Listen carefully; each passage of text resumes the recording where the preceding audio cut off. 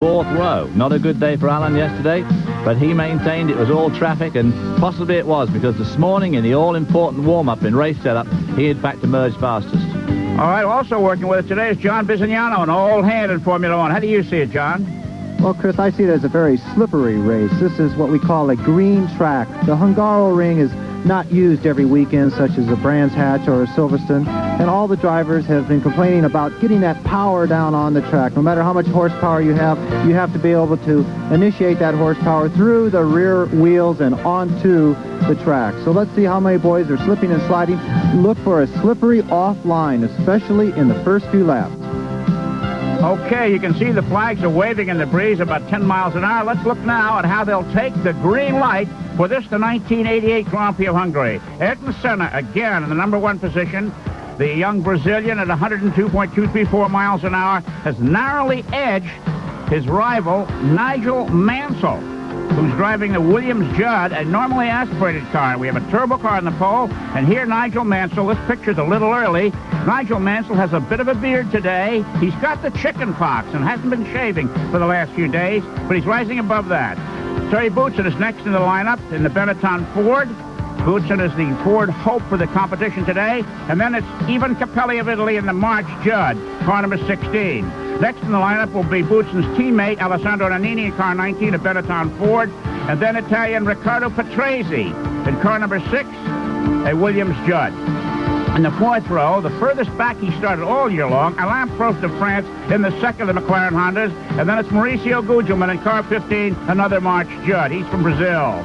Then it's Austrian Gerhard Berger in a turbocharged Ferrari, followed by Alex Caffey of Italy in a Dallara, Luis Perez Sala of Spain in a Minardi, Derek Warwick of Britain in an Arrows, the world champion Nelson Piquet of Brazil in a Lotus, Eddie Cheever of the United States in an Arrows, Michele Alboreto of Italy in a Ferrari, Pierluigi Martini of Italy in a Minardi, and then it's Yannick Dalmas of France in a Lola, Andrea De Cesaris of Italy in a Real, Arturo Nakajima of Japan in a Lotus, Philippe Ayot of France in a Lola, Jonathan Palmer of Britain in a Tyrrell, Gabriele Tarquini of Italy in a Coloni, Philippe Streff of France in an AGS, Stefan Johansson of Sweden in a Ligier, and in the last row, René Arnoux of France in a Ligier, and Stefano Modena of Italy in a Eurobrunn.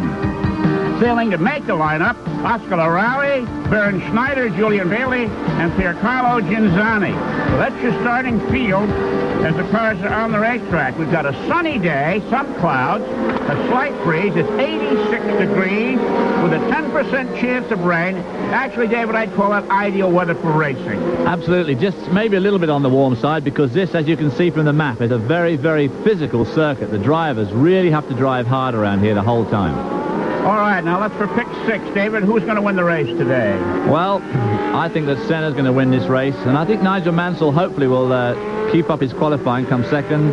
Prost, I'm sure, is going to come good and come at least third. And then Boutsen, Berger, and Capelli are my choices for the next place. All right, John, how do you see it? Well, Chris, I think the only thing that'll take Senna out of the victory circle is a mechanical failure. So I have Senna as the winner, his teammate Alain Prost second, Mansell in normally aspirated Williams third. I have Boutsen in the Benetton fourth, and Berger in the Ferrari will come fifth, and Derek Warwick in the Arrows will take that last point, number 6. Well, I think today's going to see the end of the McLaren domination. I like Nigel Mansell. Here's the guy with the chicken pox. His face is so tender he can't shave. I picked him to win with Senna second, Ivan Capelli third, Gerhard Berger fourth, Alessandro Nannini fifth, and Alain Prost, who doesn't seem to be doing well at all these days, even though he was quickest in the morning warm-up, in 6th position. All right, David, the circuit here. Tell us a little bit about that. Well, it's approximately 20 turns, and it's relatively slow, 102 miles an hour for the pole position, which by Grand Prix terms is fairly slow. It's about the third slowest circuit on the track.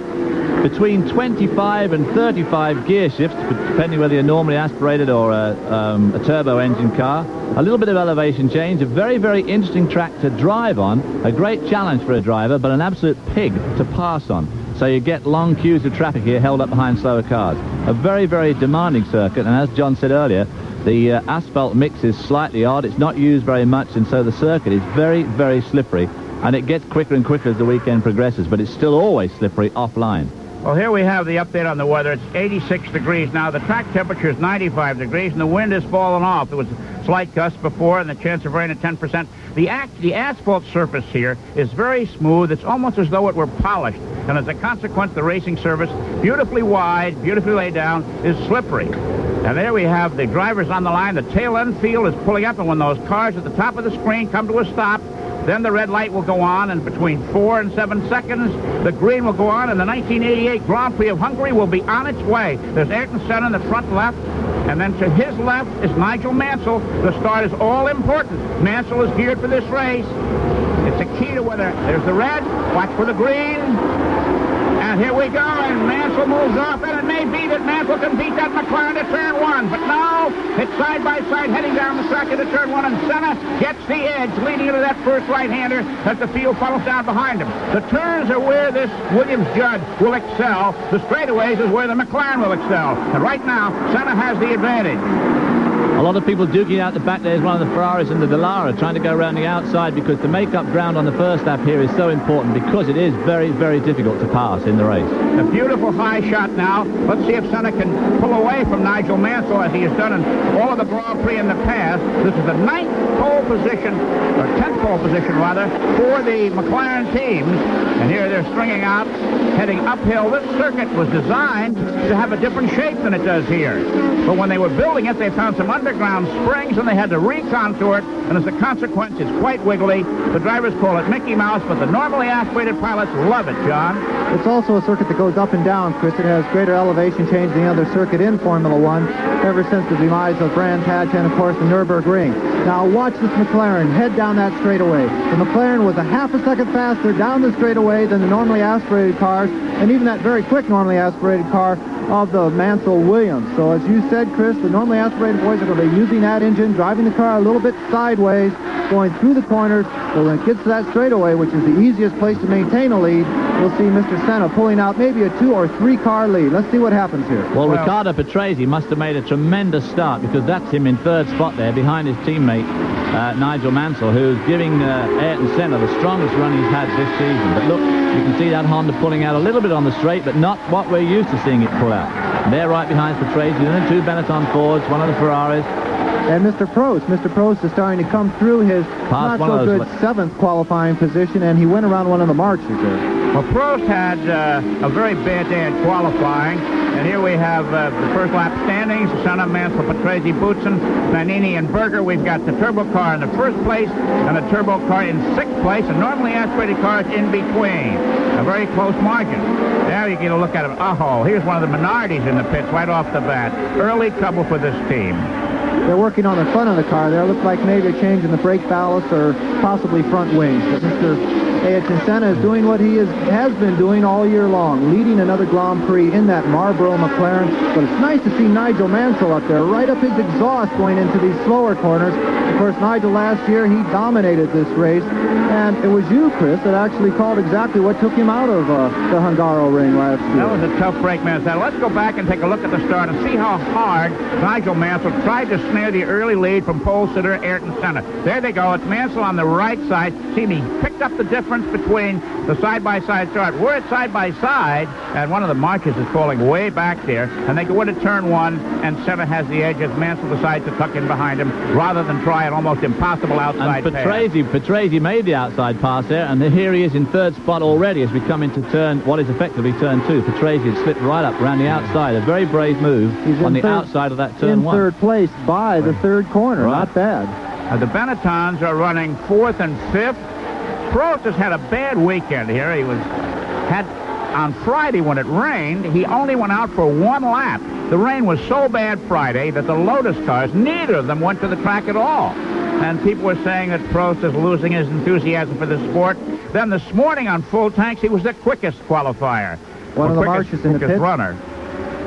Now, those cars went so well this morning in the morning warm-up, and, of course, Capelli qualified extremely well, so this must be very bitterly disappointing for that team to be basically out of the race so early on. Okay, here is Ayrton Senna leading Nigel Mansell here as the Grand Prix of Hungary is underway. Riccardo Patrese is 3rd. We'll be back for more after these.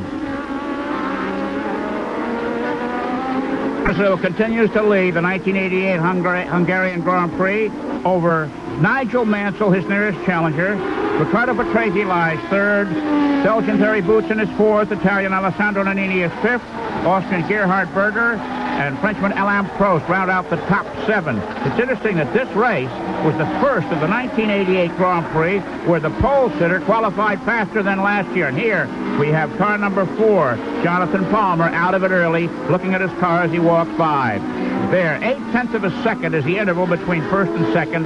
Senna leading Mansell by 0.874 seconds on the track. 76 laps is this Grand Prix length today. Last year, the race almost went beyond the 2-hour mark. Formula One regulations say that Grand Prix must end within 2 hours, and if it doesn't get to the prescribed distance, they are checkered flagged early. This happened at the first Hungarian Grand Prix here 2 years ago. The winners in both previous Hungarian Grand Prix have been Nelson Piquet, and here another Williams-Judd into the pits. This team is having its trouble today after doing extremely well in qualifying. Senna has been able to build almost a full second lead on Nigel Mansell, who's not giving up. Certainly is not. He's pressing very, very hard here. Patrese, too, is also hanging on extremely well after that great start. He certainly did some pretty hairy overtaking there at turns 1 and 2. Got himself up to third spot, and he's hanging on to that well and not really giving any ground to either of those Benetton Fords following close behind him. A pretty close bunch, that front 4. What about the motivations, David? It's getting near the season. Here's a beautiful shot of the Hungaroring from a blimp. But what about the motivation? Patrese looks like he's about to be cast adrift by Team Williams. His performances in the late season, I guess, would set him up for a better ride next year than he would get if he continued on the way he has been. Well, most drivers, I find, are pretty motivated the whole time. Everybody wants to win the next race, whatever it is. Championships are all very well, they're all very important, but the next race is what you really want to win. And everybody, of course, at this time of the year tries particularly hard to make sure that they're on somebody's shopping list for the following year. We know that Boutsen, for instance, is moving to Williams next year. I'm sure he's looking forward to that. And we know there's a lot of other moves coming up.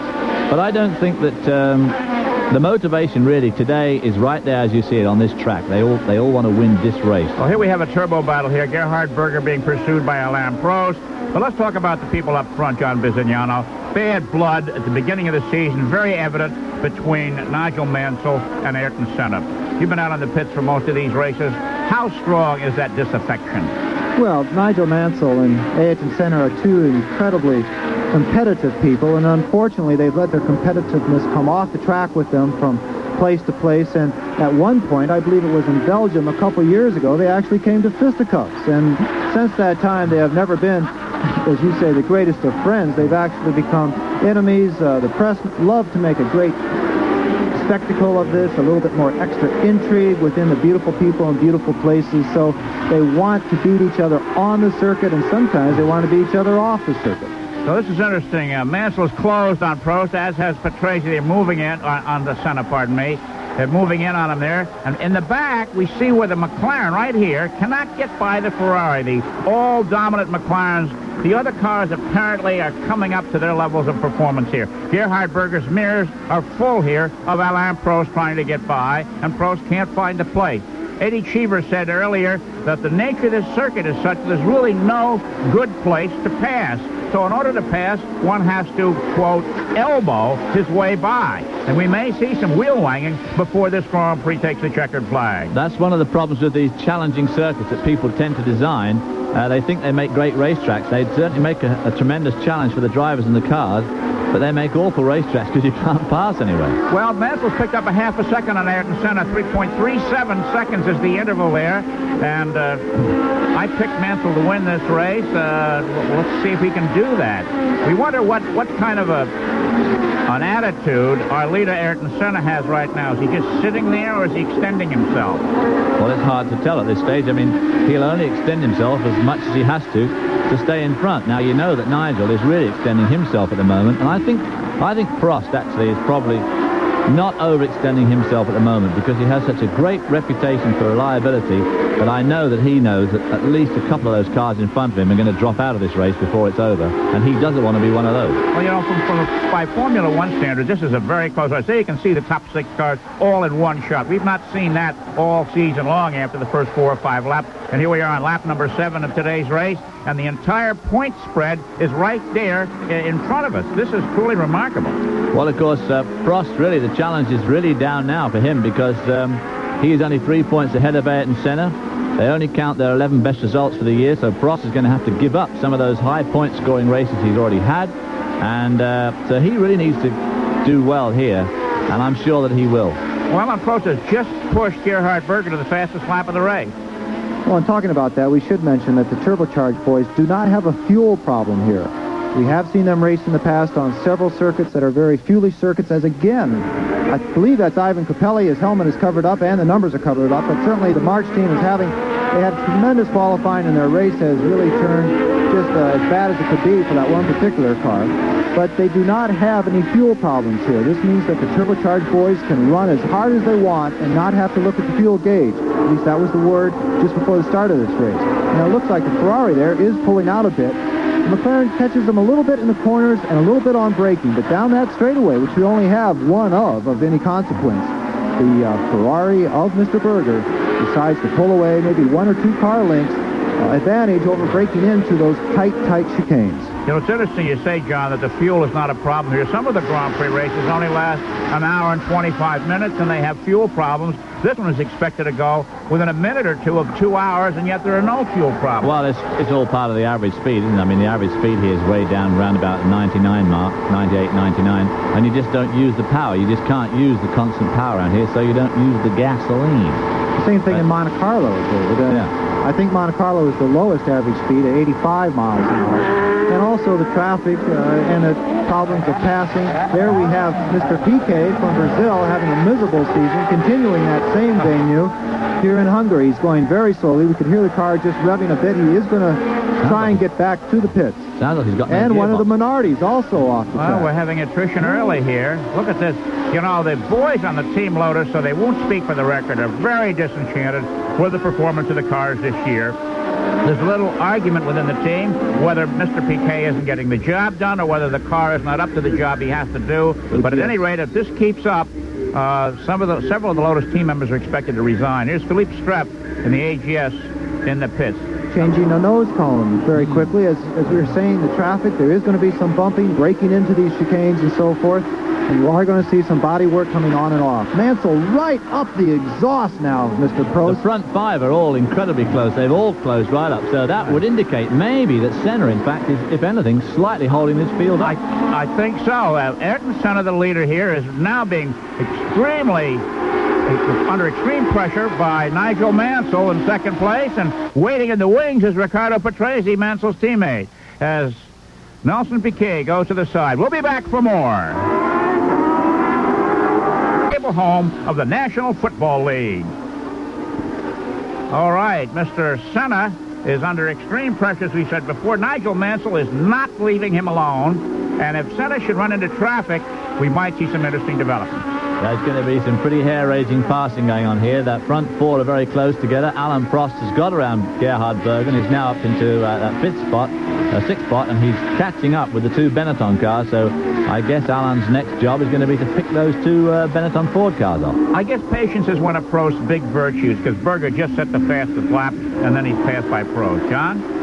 Well, I don't know if it's patience, but he's extremely calculating. As you see the Brazilian again in the Lotus, Nelson Piquet coming out of the pits, he's an extremely calculating man. He never overextends himself to the point of abusing the car or abusing the tires, which of course here would be a mistake, bouncing off these curves. He takes everything just to the limit that he needs to. Now, I have picked him for being the second place car here, and he's going to have a heck of a job. There he went, just as we went out of frame there, we saw him pulling out, trying to pass someone under braking.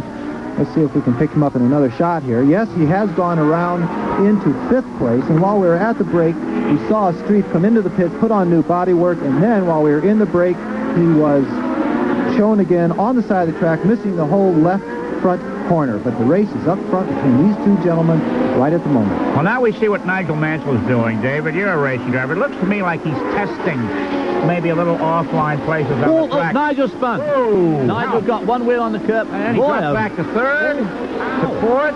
Well, just as I was saying, he was trying places where he might go, and he tried a place where he couldn't go. That's a tough break for Nigel Mansell, and it's a plus for Ayrton Senna. Maybe we'll be a chance to see that again. Well, of course, Nigel. Got a replay here. Here we see him coming up now. All right, let's watch. David, you tell us when he got off the road. Got off the road on that left-hander and did an incredible job of spinning that car. Here you see him turning back out of the skid, flicks it round and faces the right direction. In fact, only dropped back to fourth spot, which is pretty incredible, actually. One very important thing there is that there was not a great deal of tire smoke as he was going backwards at some 140 miles an hour. He may have saved his tires. There is a thing called flat spotting. That's when the brakes lock up and the tires slide. A lot of tire smoke comes off. He must change those tires. But to me, David, there was very little tire smoke in that spin. There wasn't much tire smoke at all, so we may not see him pulling at all. Well, he has dropped now to fifth place. The standings now are Senna, Patrese, Boutsen, and Nannini. Let's take another look at that spin. And why did he get off the road, David? Well, he's really pressing Senna incredibly hard to this uphill left-hand turn. As you can see, he's as close as he's ever going to get. He probably lost some downforce there by being in the shadow of Senna's wing. Just got that front wheel over that curb. As you can see, both wheels drop behind the curb, and he just spins it round there. Look at those wheels are dead straight. There's no smoke coming off them. Did an incredible job of saving that, and drops it into first gear and drives all Shades of Danny Sullivan, 1985. Well, I'm blaming it on the chicken pox. I don't care what you guys You can't say. beat a bit of luck, I tell you. But I'll tell you, when you go up over a curb like that, it's a heck of a shot in a Formula One chassis. And what happens is the wheel up in the air starts spinning faster than the wheel on the track, and when the car goes back on the circuit, there's a very quick spin, which is somewhat controllable. You've had a lot of experience of spinning, David. You know how controllable those things I never spin, so I never have to practice. See, that's the trouble. Well, now Mr. Mansell has got to contend with Alain Prost, who's right behind him. I wonder if this discouraged him to any degree. Oh, I doubt it, but he'd be a little bit worried for a couple of laps because, as John said, you hit one of those curbs that hard and spin around, you never quite know what it's done to the underneath of the car. And if, of course, he's broken some major component or bent it. So it takes a couple of laps to really get yourself back into speed again. Now, there's the professor, Alain Prost, right behind Nigel Mansell, spin victim number one. And upstairs, look at the Hungaroring. 2.495 miles to the lap. 20 turns and 76 trips around today make up the 1988 Hungarian Grand Prix. I do think, actually, that Mansell's slight error there was somewhat frustration-induced because it's obvious that he was all over Senna everywhere around the circuit, except on the one straight where Senna could always pull out about 4 or 5 car lengths, and it does get very, very frustrating. Well, here's the standing. Senna, Patrese, Boutsen, Mansell, Prost, and Berger. And the interval between Senna and Patrese now almost 2 seconds. Senna has, in fact, that little fracas opened the gap a lot because while Mansell was spinning through the 4 cars following closely behind him, it gave Senna a tremendous break. Well, here we have Ayrton Senna on his way to yet another victory and perhaps the World Driving Championship here at the Hungaroring. We'll be back for more of this exciting race after these messages. 13 of 76 laps complete. Here with Brazilian Ayrton Senna in the number 12 McLaren-Honda out in front. And here we have a look at the man who has won the last 2 races, Nelson Piquet. Here's the winning percentages for our drivers, Alain Prost, Nelson Piquet, Nigel Mansell, and Ayrton Senna. You can see Prost's percentage in 1987, 23.1. Piquet, 14.2. Mansell not quite as good at 12.5. And Senna at 9.7. That's 1987. 1988, of course, is a different story. Look at Prost. Almost every 4th trip in the car, he wins. Senna, 15.5. Remember, Senna has had 2 races that he failed to finish. The opener in Brazil and Monte Carlo. Piquet is rather poor, and Mansell is down the line in 4th place. Back to the action. It's Ayrton Senna leading over Riccardo Patrese. 3rd place is Terry Boutsen. 4th place is Nigel Mansell after having spun out of 2nd position. 5th is Alain Prost, and 6th is Gerhard Berger as we're in the 14th lap of this 76-lap Grand Prix race. Quite a lead there the McLaren has. Yeah, Senna's now pulled that off. Looking in those mirrors must have been horrifying for Mr. Senna, that Williams right up his exhaust in every single corner. He has to give him a little bit extra breathing room. Maybe he can drive the car a bit faster without being hounded from the rear so violently as he was by the Williams.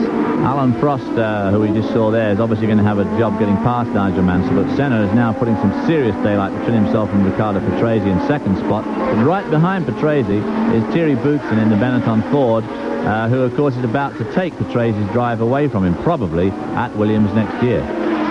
David, what about knowing a circuit? That move that cost Mansell second position, had this been Silverstone that Mansell knows so well, it probably would not have happened. Well, I don't know. This is, as I said earlier, this is a very physical circuit. These cars just move the whole time. When you have some of these long shots, you can see cars going in all directions. So there's a lot of action going on here, and obviously it makes it just that much easier to make a mistake. They all know the circuit about the same, because they're all the same guys come here all the time. In fact, the March guys went so well yesterday, it's probably it's their first run here. Well, as Eddie Cheever said, you've got to elbow your way by somebody because there's really no place to pass. How now does the line look to you? Well, you see, you can't see much of a line there, even in this high shot. It's a slightly blacker line around that last turn, but it's not like most racetracks, which have a very, very distinctive line. You can see the black from all the tires over the many, many races. And they just don't have all that many races here. Down the hill towards turn one. Let's get into a little bit about the aerodynamics and the slipstreaming, as they call it in Formula One, drafting, as we call it in American stock car racing. Significant? Not here, because you've only got that one shortish straight, so I don't think it is very significant. Now here Nigel Mansell, coming back from his spin, has displaced Gerhard Berger as holder of the fastest lap. So Nigel has got his dander up and is starting to move. Well, obviously his car suffered no damage in that little spin, and I must say that he executed that with great aplomb. It was a very, very good spin, as John pointed out. He didn't lock the brakes up, and it just snapped around. When you think how close those first 5 cars were, to only drop from second to fifth in the spin, pretty incredible, actually. Well, that's true, but of course, David, you're a driver, I'm an observer. There are no good spins. They're all horrible. Well, here we are at the Hungarian Grand Prix with Ayrton Senna leading this race in Budapest, Hungary. Riccardo Patrese is second. Thierry Boutsen of Belgium is third. Nigel Mansell of Great Britain is fourth. Alain Prost of France is fifth. And Gerhard Berger of Austria is sixth here at the Hungaroring. Round 10 of the 16-round World Championship Series that will produce the #1 driver in the world when it's all over. And we may be looking at him right now in that number 12 McLaren-Honda. One other point we should bring up is the fact that this is the first time that the Williams have ever run with their new radiators, or radiators, if you will, in any type of temperature. The cars, they were overheating those Judd engines in several of the first Grand Prix, and during the British and the German Grand Prix, they redesigned not only the radiators but the side pods to fit those radiators, but they were never tested because both of those races were in the wet, and they must have a great deal of confidence in their new cooling system, both for Patrese and for Mr. Mansell, because they're running just as hard as can be, and you were talking about drafting. They had no fear of getting within that slipstream and actually breaking down the air flow through those radiators, so the drivers are confident in this new design. Well, Thierry Boutsen is putting the pressure on Riccardo Patrese for second place, and as a consequence, Patrese now has moved to 1.4 seconds behind leader Ayrton Senna. And he may take up the battle here before too long. Senna is really just pacing himself. The guy is so slick and such a professional. He doesn't care about anything but winning these races. His relationship with the press is very poor. He doesn't want to take time to talk and do interviews and so forth. The debriefing process after every practice session for Team McLaren, they closet themselves in a motorhome and talk about what, I don't know, for longer than the practice session lasted. Well, there's a lot to talk about. There's so many changes you can make on these cars now, absolutely minute changes to damping, the computer settings. Obviously, the engine settings alone go through a whole myriad of computations. I know that these guys, and of course, they like to have a good shoot the breeze anyway. But I tell you what else is happening here. That front 5 is all catching up again, because Mansell is winding in Boutsen, who's winding in Patrese, and Prost is staying right with him. So we've got this front 5 here right on screen together. Well, I'm going to have to translate for our American viewers, David. David talked about damping. He's talking about shock absorbers. and how they work on the racetrack. In Britain, they're called dampers. In this country, they're called shock absorbers. And that's what he's talking about. And there we see the first 5 cars in the 1988 Hungarian Grand Prix at the Hungaroring here in Budapest. We'll be back for more after these messages. Conditions are unchanged, with Ayrton Senna leading Riccardo Patrese, Terry Boutsen, Nigel Mansell, Alain Prost, and Gerhard Berger. However, the fastest lap honors now belong to Alain Prost. We have had 3 drivers in this very short span set the fastest lap. And look here, Stefan Johansson cutting across the grass, obviously off the road, doing what we call agricultural mowing. A number of years ago at Mid-Ohio, Tom Sneva got his car off the road several times in one lap, and he was radioed by his pit to bring his $300,000 mower to the pits, and they would sharpen it for him. Well, there's another one there coming back onto the track. We don't know where Stefan was lying at the time, but he didn't qualify terribly well, although he and his teammate Arnaud at least got in this race, which shows that the Ligier can't be handling all that badly. It's just obviously hurting badly for power and handling. The combination is not too good. He also did do some damage there. As you can see, he is in the pits. He continued around very slowly. Stefan Johansson from Sweden. They were changing the tires, but I'm sure they're checking the underneath of that car. You saw a huge dirt clod going up over his helmet. It's a little embarrassing to come into the pits with your car full of grass like that. David, I wanted to ask you, we know that Nigel Mansell is out there with chicken pox. He has a fever. I'm sure that you have gone racing at these speeds or even greater speeds when you're not feeling well. How much does that affect the driver? Does he overcome it once he's in the car, or is it something that really you have to struggle with throughout the entire event? Well, you do have to struggle with it, but it's one of those things, it's a bit of mind over matter takes over, and a lot of drivers drive when they're not feeling too well, but you know, you only got 16 chances it's like 16 weekend or 16 work days in the whole year. It's not like any other guy who feels a bit sick, so he takes a couple of days off. In racing, I mean, you absolutely have to do it. You can't just walk away from one of 16 races, and you have to just do the best you can. They usually drug themselves up pretty much, you know, on painkillers and that sort of thing to try and take the discomfort away as much as possible, but there's really not much you can do. Let's talk about the competitive nature of this race. Here we have 0.8 of a second separating Senna and second-place man Patrese. But more importantly, we've had 3 different drivers set the fastest lap of the race. Berger was the first to set the fastest lap, and then Mansell set the fastest lap, and then Prost set the fastest lap. Now, we've not had 3 different drivers registering fastest laps in the past, but more importantly is the leader has not set the fastest lap. Well, it just shows how relaxed he is. So, he's just playing it cool. He's leaving that till late on in the race. Prost just won that fastest lap on it with 1:32.393. That's 5 seconds slower than Senna's pole-winning speed of yesterday. Incidentally, Senna's pole-winning speed yesterday was the first time in 1988 that we've seen a pole position faster than one of last year's pole positions. That was Stefan Johansson you saw getting out of the car, so they have decided to retire once again the Ligiers from France. Because it might have broken before he went off. We don't know why he went off in the first place. Okay, here we've got interesting situations setting up now. Senna's coming up on a slower car. Patrese is pushing hard. This may be an opportunity for Patrese to close the gap and move into a challenging position behind leader Ayrton Senna. That's Arturo Nakajima. I believe that Senna is closing in on it. Here, Prost giving Mansell a very, very hard time there at the end of that main straight, which is going to be the only place he's going to be able to get him. That's true. This was an interesting Grand Prix. One of the better ones this year. And there we have Alain Prost, the professor. All of our leaders in the same shot. Just watching the clock here, we should mention that they've completed 22 laps in some 40 minutes. They have 76 laps total. We could see, once again, the 2-hour rule come into effect very quickly. If you have not completed the designated number of laps in Formula One, the race is over in a 2-hour period. You know, Alain Prost has passed one car for position, holds the fastest lap, and he can't seem to get out of that number 5 hole. This is a tough series. Now, this car in front, the yellow, the Camel Lotus Honda there, that might be Nelson Piquet, who we saw earlier stop, which would explain why one of the Lotuses is running at the back of this field. And he certainly won't make it easy for his Brazilian pal to get past him. That car qualified extremely well, the Dallara. Mr. Alex Cathy. It's too bad to see him slowing on the circuit.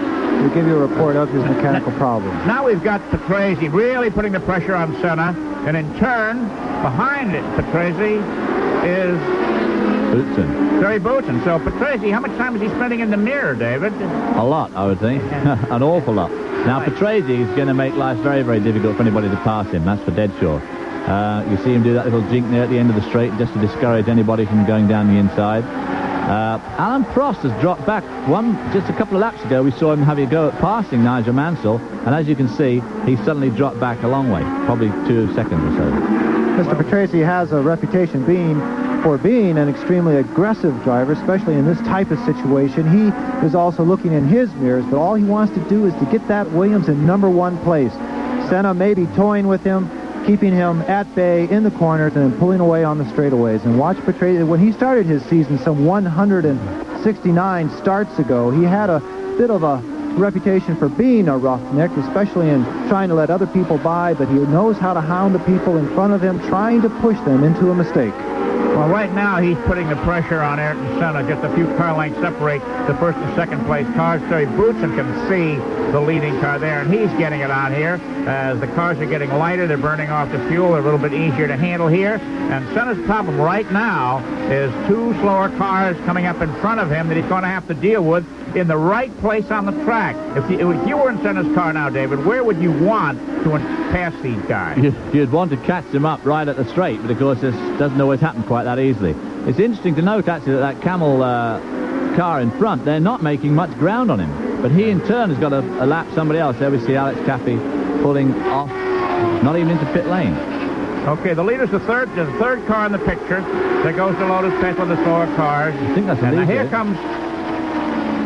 Now, there's an advantage, the fact that they were split by that Ligier. Of course, that is the Ligier of Arnoux because his teammate's out of the race. But this is some of the best racing we have seen all year long in Formula One. And now you talk about rivalry on a circuit there. Yeah. You have 2 Brazilians, Mr. Senna. He is right behind Mr. Piquet, and of course, Mr. Piquet could choose to make his life very difficult. And there's one of the Benettons. Mr. Nannini in the pits. Tough break for Nannini. Well, the developments here, and the men that are in the first 2 cars we see here, Senna's made it around. Lap down. They're not speaking very much with one another either. Well, Senna got round Piquet, so now it's going to see how much Piquet holds up Senna's pursuers, and so far, quite a lot. Well, we can see there that Mr. Piquet has been the insulation for Ayrton Senna. We'll be back for more of the Grand Prix of Hungary after these messages.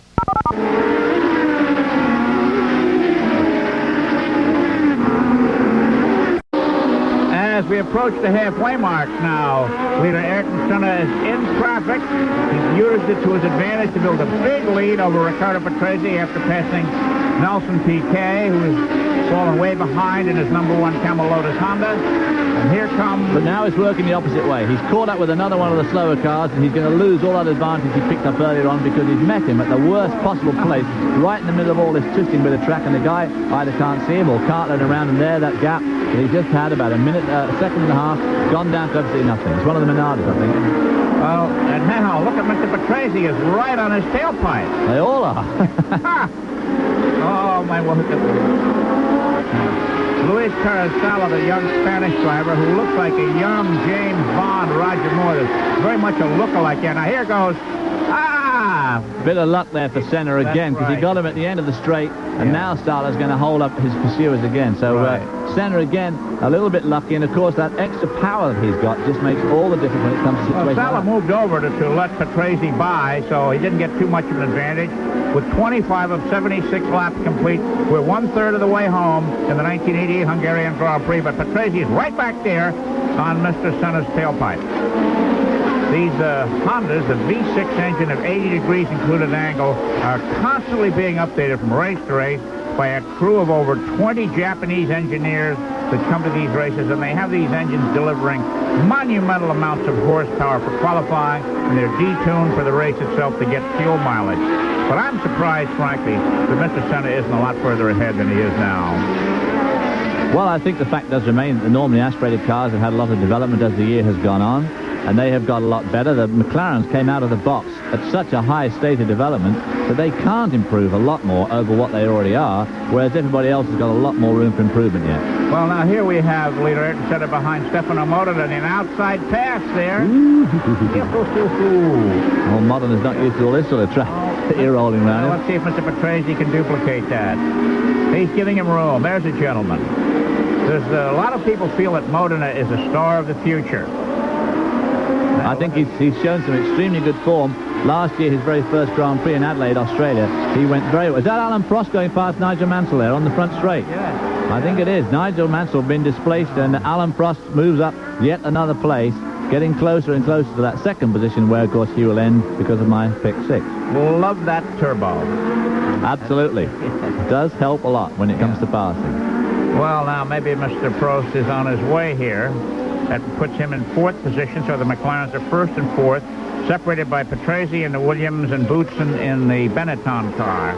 If they finish like they were now, that means that Ayrton Senna would take the lead in the World Championship on points scored so far this year. That's true. Only the best 11 of 16 races count in the point standings, and this battle for the World Championship 1988 has been an amazing one between Ayrton Senna and Alain Prost. Let's go back and take a look at that traffic driving here. Down the straightaway now. There we see the cars at the top of the screen there. Alain Prost. Nigel Mansell moves over to the middle of the road to try and hold him up. Prost follows him over and then sells him the dummy and slips down the outside and makes basically what amounts to an outside pass going into turn 1.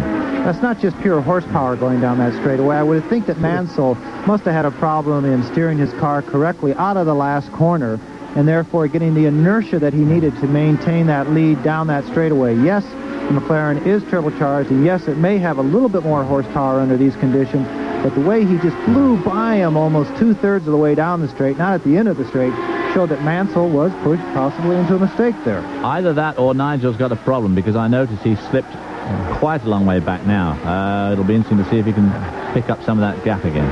Well, you know what? I got a feeling now that Mr. Alain Prost is going to win today's race. He can see the front there. Here we have Senna, a half second behind is Patrese. Boutsen 3rd, Prost 4th, Mansell 5th, and Berger 6th. This is a close race. When you look at Prost there, he's in 4th position. He's only 1.7 seconds, over a third of this race gone, and he's only 1.7 seconds out of the lead. 6.1 seconds embraced the first 6 in the field. Right now, leader Ayrton Senna is coming up to lap Yannick Dalmas, who has had his toughest racing weekend. He tangled with Oscar Laraui yesterday during practice and did a double rollover, walked away from it, and came back to get in the other car to start today's race. And that's the second rollover of the 1988 season, and both were in Lolas, with Felipe Ayel having a very spectacular crash in Mexico, being the first and only other one. There we see that Patrese right on Senna still. These front three guys, and Boutsen's right with him. Prost hanging back just a little tiny bit. But Senna, I think, is obviously... I don't think he can go much faster. I know he's cool under fire and all that sort of thing, and maybe he is just driving fast enough to stay in front, but it's looking more and more as if he really is going as fast as he's going to go. He may get caught out on that trick also. Oh, absolutely, because they are coming into traffic now, and even though he is a master at getting around slower cars, it's something that cannot be predicted. As we see Prost making a move on the inside of Boutsen there, he did not have the braking power that he needed to get by, but Prost is becoming very aggressive here, and I'm certainly glad that I have him for 2nd place in my pick 6. Turning into a real threat in this race, as always. Yeah. Tarquini is lying in 13th position, and as Senna comes up to lap him, it'll be interesting to see they've caught him at a bad spot. We're just going to see a corner in a minute. It's one of the right-handers. It looks to me as if the surface is breaking up right here. The surface is looking a little bit suspect. Whether that's just extra rubber being laid, or I saw something fly up a minute ago. Maybe the surface is breaking up a bit. There he goes by Tarquini. Well, they say that the Hungarians, are using the capitalistic system. Maybe the track was put in by the low bidder. Now, Tarquini's car has been described as painted in seasick yellow. It's a bilious color car. It's really making Prost seasick now. Automobile, right? He hadn't accounted for Prost there, and he moved back onto line, and as you can see, it's made a pretty disastrous effect on Prost's progress through the field here. Tarquini obviously didn't see him. He saw the other 4. Now he's let Prost through, but he put quite a bit of daylight between Prost and the other 2 guys. One statistical thing on Mr. Patrese is the fact that he has 169 Grand Prix starts and only 2 victories, which for winning Grand Prix drivers is the worst of the lot. His last win was about 5 years ago in the South African Grand Prix when he was teammates with Mr. Piquet, both driving Brabhams. As we see the McLaren coming up behind the other Lotus of Mr. Nakajima, I don't know if he's going to get enough braking. Hope not. For a moment there, I was afraid Nakajima did not see him. He started using the same bit of ground, but that was South Africa 1983, Mr. Patrese's last victory, and they said that Piquet gave him that win. I can remember them coming down the straightaway together, and certainly Piquet slowed.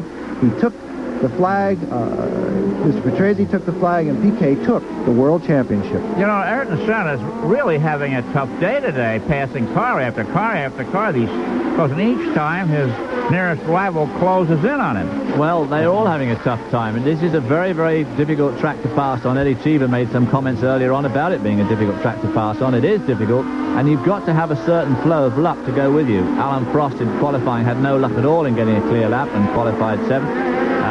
Ayrton Senna, of course, tends to make his own luck on qualifying. Well, right now, Ayrton Senna has the largest lead he's had of the entire race, pulling ahead of Riccardo Patrese, Terry Boutsen, Nigel Mansell, Alain Prost, and Gerhard Berger. We'll be back for more after these messages. The turn here, Ayrton Senna leading in his turbo McLaren. Riccardo Patrese second, Terry Boutsen third in normally aspirated cars. A close fourth place is Alain Prost in another turbo car. Fifth is Nigel Mansell, no turbo. Sixth is Gerhard Berger in a turbo car. And Senna now finally puts the fastest lap up, the fourth man of the race to put up the fastest lap. Seventh place is Mauricio Gugelmin, the young Brazilian, non-turbo. Eighth place is Michele Alboreto of Ferrari, a turbo car. Derek Warwick and Eddie Cheever in the Arrows cars are 9th and 10th Fulton turbos. So we have 6 of the top turbos in the top 10, but second and third positions are held by non-turbo cars as Ayrton Senna tries to build a big lead here. I think Boutsen, it seems to me that Boutsen's now lying second and Prost is third. Isn't that Boutsen now? I think Patrese's disappeared. I think Patrese has dropped right off the pace for some reason or other. He's in 6th spot. There we see Alain Prost, who's now in 3rd spot, making his way steadily through this field.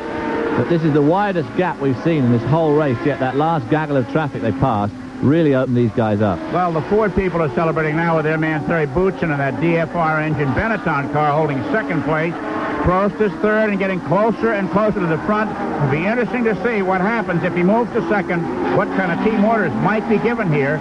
Ron Dennis of McLaren said that these 2 men that drive for him are smart, intelligent race drivers, and there are no team orders, and there will be no team orders until they start to misbehave, and they've not done that so far this year. Well, I still think that Prost is going to have to be pretty lucky to actually catch Ayrton Senna in this race. The only thing I think that's stopping Senna win this race will be some sort of mechanical malfunction, and he's obviously been babying his car all the way through the race so far, having only just turned in the fastest lap of the race. You know, there's a sort of sadness here at the Hungaroring today. There was a young driver who was here last year, was given a demonstration ride in one of the Formula One cars. He was the white hope of the Hungarian racing community for greatness, and here we have now the Prost regaining the fastest lap honors. Earlier this year, in Germany, this young driver was killed in a testing accident, leaving Hungary without, in a sense, a #1 driver. This young driver has been headed for greatness in open-wheel racing, everyone seemed to say. It's too bad as he lost his life earlier this season. And here, the professor, Alain Prost, now in 3rd place behind Terry Boutsen, about equally spaced there behind Ayrton Senna, the leader. There we see the 3 lead cars, and in virtually the entire length of the straight separates those front 3 cars, which is definitely the widest we've seen. And the back of the picture here is Nigel Mansell, who's now running in 4th spot. Gerhard Berger there also just in the picture in 5th. And there in 6th spot is Patrese, who dropped back to 6th. Another fastest lap for Alain Prost, 1:31.5, still 4 seconds off qualifying time, which is not unusual in this turbocharged racing era, for the fastest lap of the race to be considerably slower than the fastest lap in qualifying. The current lap record is held by Nelson Piquet at a 1:30.14 seconds. Is that one of the marches again? It's a Ligier, sponsored by Lotto. That would be the 2nd retirement of Ligier. Rene Arnoux out now, and Stefan Johansson out a bit earlier. Well and truly out too, by the look of all that smoke coming off it. Excitement all over this racetrack. The track seems to be holding up well, except in that one spot, David, where you notice it was breaking up. Let's hope that doesn't give the drivers any further trouble. I'm not sure whether it's breaking up or whether they're just putting extra rubber down there. It's hard to tell. 7 seconds between Senna and Prost there, 7.1 seconds. That's as wide a gap as we've seen. Well, exhaust tuning is an important part of today's Formula One racing, and Riccardo Patrese's car apparently is suffering from a cracked exhaust header, which is impairing the performance of that Williams-Judd. René Arnoux there getting out of his car. It was smoking rather heavily coming in, and obviously it was on fire. So he just jumped out before he got to his pits and abandoned the car to the firefighters. If that report is correct, and if it is a broken header, he will continue to slow. It's not something that you can fix in a quick pit stop anyway, and there is always a decision to stay out there when you are crippled like that and try and gather up possibly 1 point, although they are not quite to the halfway mark in this race as of yet. Well, Alain Prost now stepping up the tempo right at the halfway point. Look here. The oldest driver in Grand Prix racing. They are new. You know, with his head down, 40 years old, the grandfather of the series, so to speak. Prost has just broken his own fastest lap record of the day for the second time, moving up, trying to move into second place ahead of Terry Boutsen and the normally aspirated Benetton Ford. Catch up to his arch rival is key to winning the World Driving Championship this year. These races are coming up now. Ayrton Senna leading, Terry Boutsen second, Alain Prost third. We'll be back. Approaching the halfway mark, 35 laps down in this 76-lap competition. The young Brazilian phenom Ayrton Senna, looking for a world championship over the nose of his McLaren-Honda, leads Terry Boutsen, who is gaining now. Gaining on the leader with Alain Prost, 4 seconds behind Boutsen, lying third. The world championship will be between these two McLaren-Honda drivers, one leading, one in third place. Riccardo Patrese in a faltering Williams-Judd lies fourth. Nigel Mansell, his teammate, is fifth. Then it's Gerhard Berger in a Ferrari. They're the point getters. Mauricio Gugelmin of Brazil, Michele Albert of Italy, Derek Warwick of England, and 82 of the United States round out the top 10 at this point in the competition. Well, Alain Prost keeps on turning in the fastest laps of these races, and he is gradually winding in Ayrton Senna. He's come down over 2 seconds in the last 3 laps, so he's making steady ground on his teammate, if that's what you can call him, who's leading this race. Tremendous rivalry between these two cars for the World Championship. I think once, as you see the standings there, Senna, Boutsen, Prost, Mansell, Berger, and the Alain Patrese in 6th place. I think once Mr. Senna sees the other McLaren in his mirrors and realizes, of course, they do have communication from the pits, but once he realizes that Prost has had 3 track records in the last 10 laps, and he will turn up the wick a bit, as they say in GB racing, that of Great Britain, and he will start pulling away. Senna has had 1 track record, and Prost has broken his own 3 times now. Well, Boutsen is 1.9 seconds behind Senna. This is one of the finest Formula One races we've seen all year long, and it's not over yet. Alain Prost closing on Boutsen, with Mr. Senna calm, cool, and collected, and he seems to have gotten rid of all the slower cars, David. It's going to be clear sailing for him from here on in, I guess, with the possible exception of 1 or 2 back markers. Except they lapped them all way before the half distance, so one assumes they're going to lap them all again. So that could cause a problem. Of course, as more and more cars drop out of the race, it's definitely better the second time around. And they get spread out a little bit. There's the Dallara with Alex Cathy. And here we have, and who is this in the Nigel pit? Mansell in the pits. He was running in 4th position. This is definitely going to drop him back. It looks like a normal pit stop. I don't know what the problem was. He may have injured those tires, as we said earlier. It was a 10-second pit stop. It looked like a routine 4-corner stop for all new rubber all the way around. Well, that's interesting speculation. And now, if he had to stop the tires, assuming he didn't damage them in that spin, does that mean that everybody else is going to have to stop the tires as well? Well, the track record's going off like this, David. Some people's tires have to be, especially the McLarens, who have used very little tire all year. They have to be in fairly good shape. Well, I would think that if a normally aspirated car's got to stop for tires, the turbo cars most certainly will have to stop for tires. There we see the gap down to 4.8 seconds now. Prost is inexorably winding in Ayrton Senna.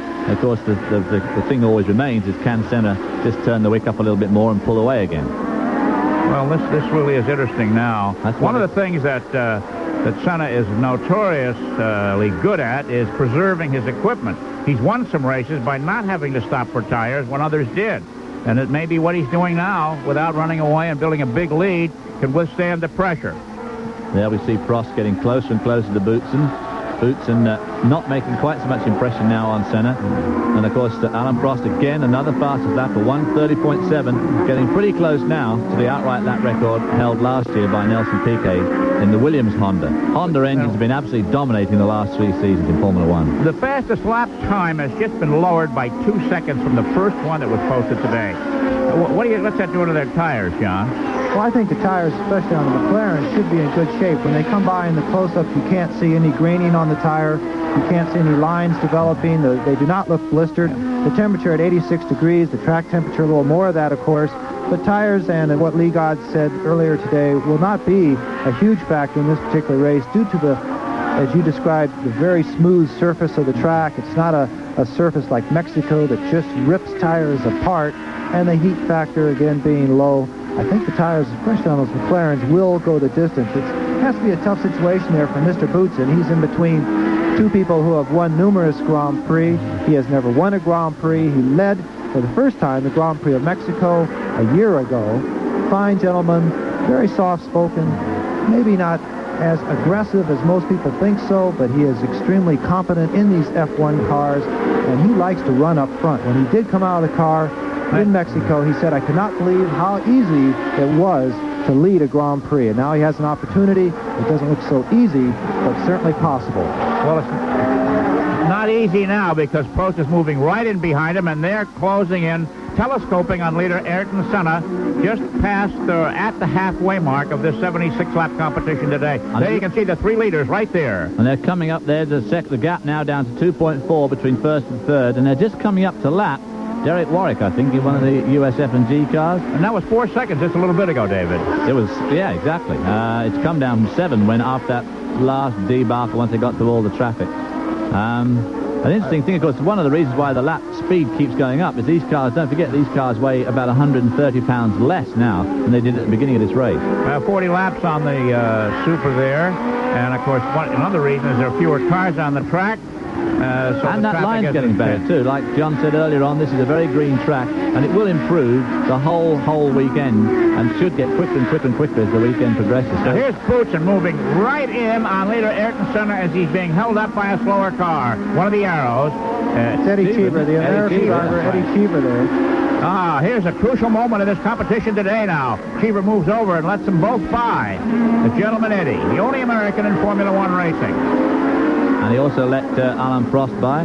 So now we've got the three leaders right back where they were before. This is an intensely exciting race. We haven't had any changes to the lead yet, but for my money, this is as exciting as any race I've seen this year, and that includes Talladega last week when we had an awful lot of lead changes, but this is intensely exciting stuff. Well, it's a different form of racing, and the excitement comes in different ways here. The planning and plotting and scheming and strategy are really interesting in Formula One racing. And now Boutsen, you got to get, you feel that maybe you can do this. And he's right there, 3 car lengths behind leader Ayrton Senna, and having to watch his mirror too because Alain Prost is waiting for him to make the kind of a mistake that Nigel Mansell made earlier.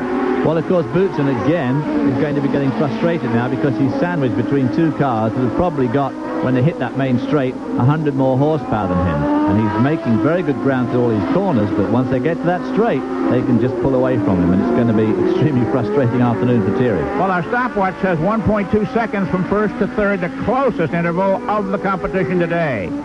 Now, this is real.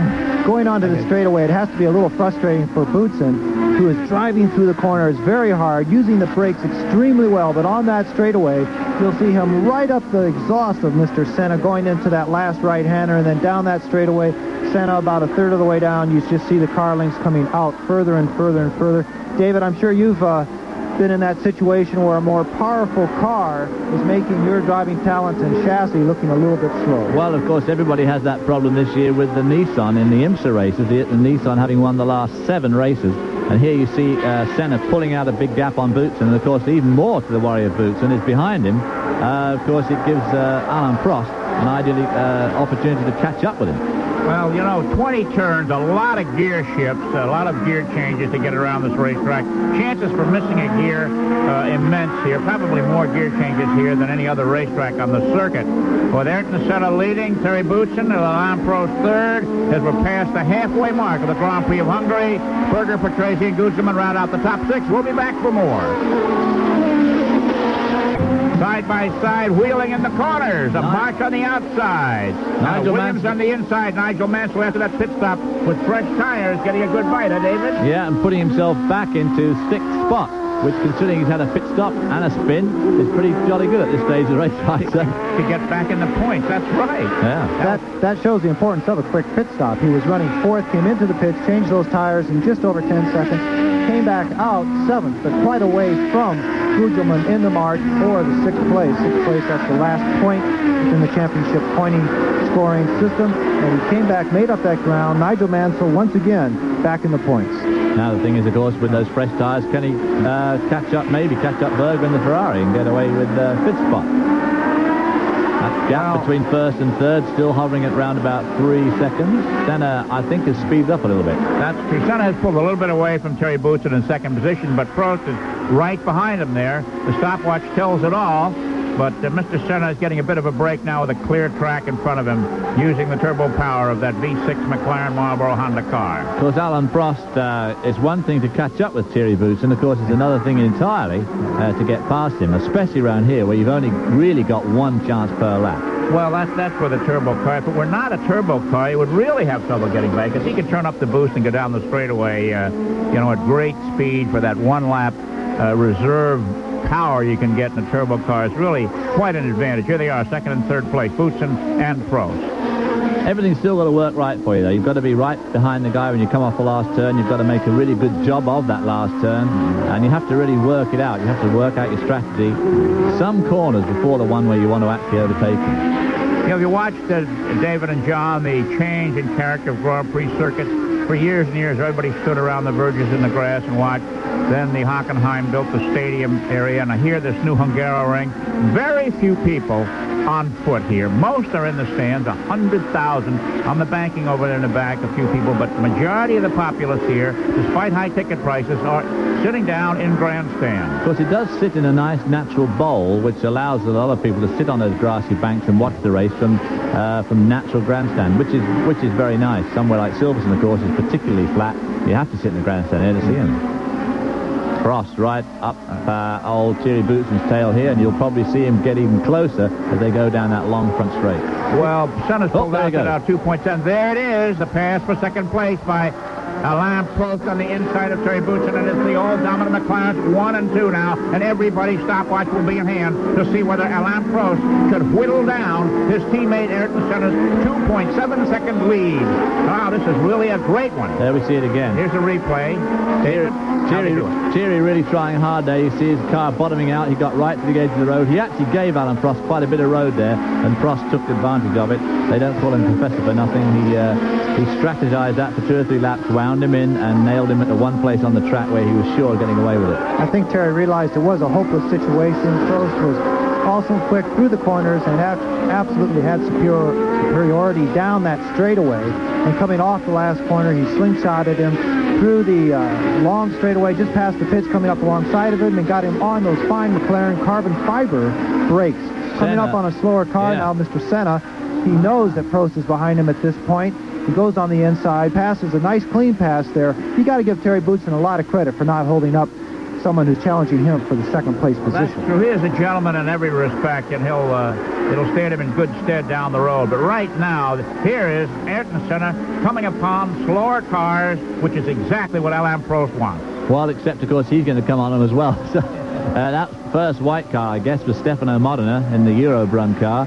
And now, of course, Senna's got round him, and Prost has caught him up here right at the end of the main straight. Not a good place to catch him unless Modena's really looking in his mirror and lets Prost through, which in fact he has done. So that was no real big sweat for Alain Prost. I always think there's a little bit of an advantage being second on lapping slower cars, because the slower cars become aware that the field is coming around, Dave. That's right. And of course you can see the scene involving in front of you too. Heavy traffic on the racetrack. Terry Boutsen, lying 3rd, has announced he's going to change horses for next year. We had a chance to chat with him before the race and asked him what made him decide to change.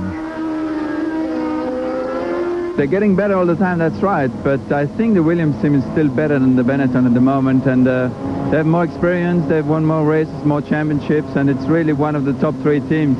And Benetton is not yet on that level. They're going to be there very soon, but they're not yet on that level. That made me change. So he goes to Williams, and he's giving Benetton their dollar's worth in his rides in this car today. Ayrton Senna. There's Alain Prost now, closer than he's ever been to his teammate for the lead in this Hungarian Grand Prix. And Senna's blocked by slower cars, and here comes Prost.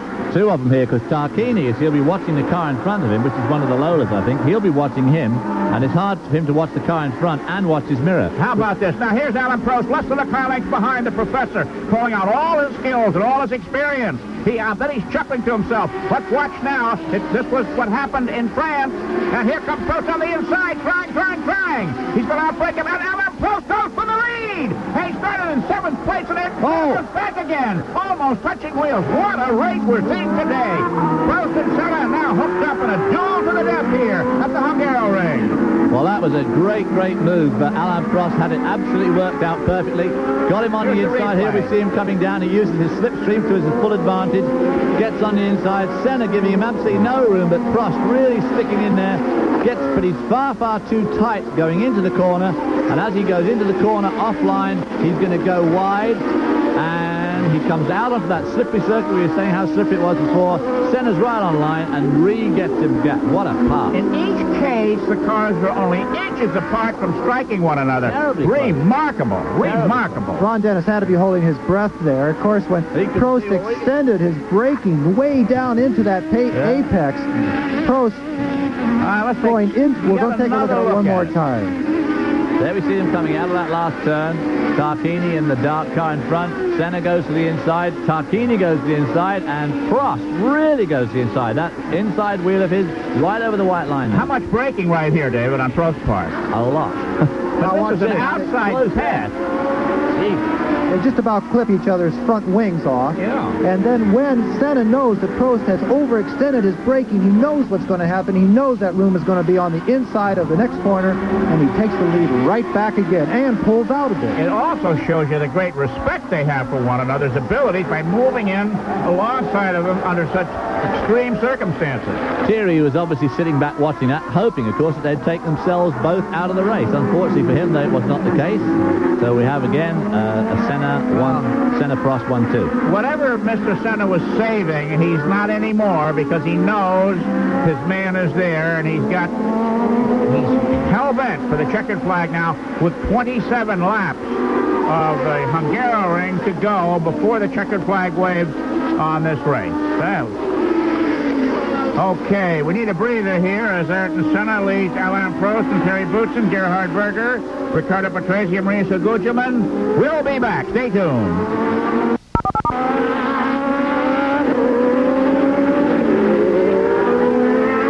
Okay, that's the Hungarian Grand Prix that will be pointed to by everyone as the race of 1988. Alain Prost, in his quest for the lead, has just set up the fastest lap of the race, pursuing leader Ayrton Senna, his teammate. There's bound to be friction between these two with the World Championship at stake.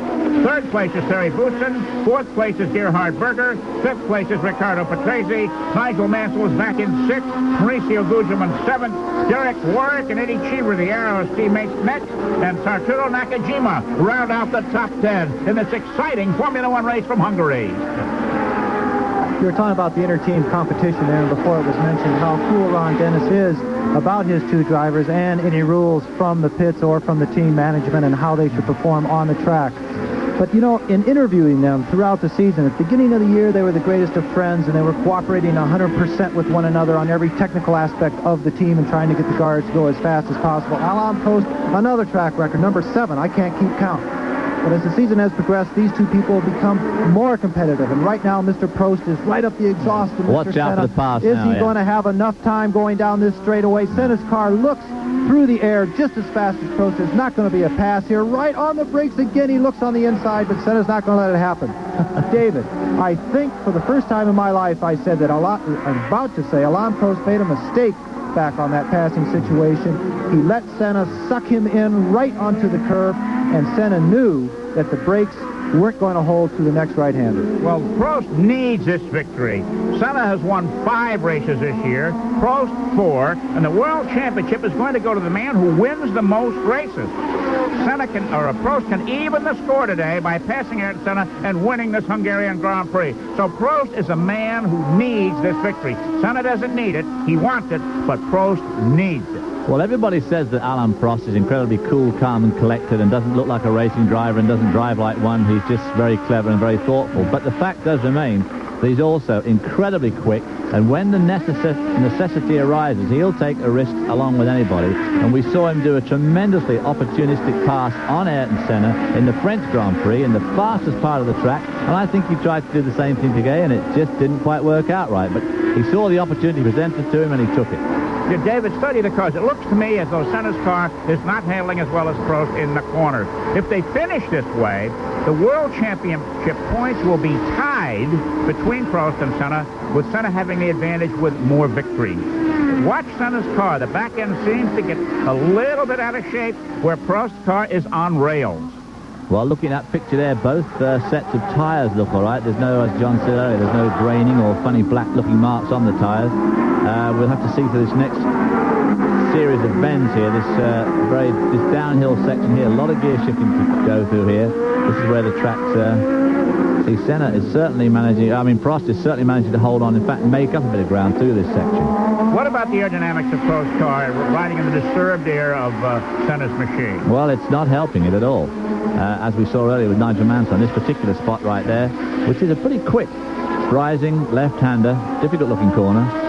Senna went wide by about 2 feet in that turn, and Prost was right on the inside. I got a feeling that Senna's car is not in its top form right now. Prost seems to be braking harder and later than Senna, too. Well, we'll wait now for the next back marker to face these two gentlemen to see if Mr. Prost can find a way to pull alongside and perhaps pass Ayrton Senna. We're watching now here in this Hungarian Grand Prix two of the world's greatest drivers at their very best. I do think that Senna, all afternoon, actually, has been relatively lucky to hang on to his position, because he has consistently held up the people who are behind him. And I think the same is applying now, because Thierry Boutsen has caught them both up again. I think if Prost was to get round Senna, he would, in fact, drive off. But this is where Senna seems to be very strong down this front straight. This is going to be tough to do anything about, of course. He may be using more boost than Prost, and of course he can't use too much more boost, obviously, because there's a limit. But and he's not going to run out of fuel by using too much boost either. Look at this Rorschach test the Hungarians are giving us here on television. It's a beautiful way of showing where the cars are. Our congratulations to Olivetti and Longines for enlivening our coverage with this beautiful graphic of the Hungaroring. There we see Mansell and Guderman. Guderman hanging on to Mansell after we saw that great pass just a few laps ago, but Guderman is hanging on in that mark. Now we've got a wide interval here, but Derek Warwick going around. Traffic in the back. There's one of the Lolas. Yeah. That was Berger there in the Ferrari, and right behind him was Derek Warwick making a pass on one of the Lolas.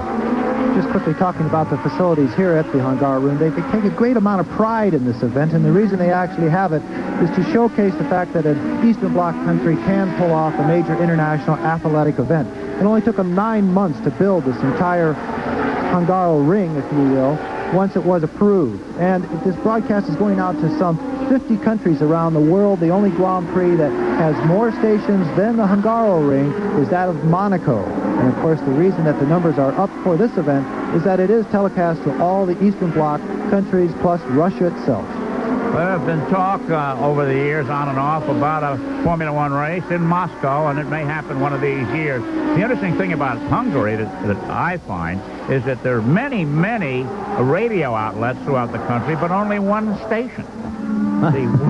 Everybody in Hungary is tuned to the race because that's all there is on the radio today. Well, the Hungarian Grand Prix. There we see the gap between first and second is down to 0.7 of a second, and a lot of people say, well, is Alain Prost just going to sit back and bide his time? I think these cars are so evenly matched that, quite honestly, I think he's going to try and pass him when and if he can, and when he gets around him, he's going to jolly well make sure he stays in front. I think the racing's too close to go for clever strategy at this time to go. Well, which is easier, David, in a situation like this? Is it easier to lead or to follow?